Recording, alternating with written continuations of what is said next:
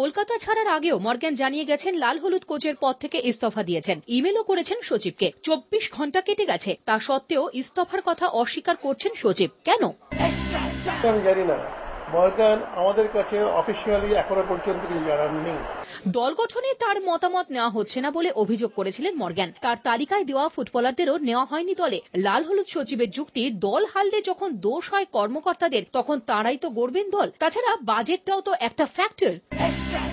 নাম দেওয়া মানে কি বাধ্যতামূলক? ক্লাবকে শুনতে হবে। আমি যদি সে টাকাটা দিতে না পারি, টাকাটা কে দেবে? উনি তো বলেন টাকাটা আমি জোগাড় করে দিচ্ছি। আজ পর্যন্ত আমি দেখিনি যে 3 জন হারে তখন কোন প্লেয়ারকে গিয়ে বলেছে বা কোচকে গিয়ে বলেছে। কিন্তু কর্মকর্তাই করবে। একটা সরল কথা আছে সারা পৃথিবী জুড়ে, হি হু পেজ কলস দ্য টিউন।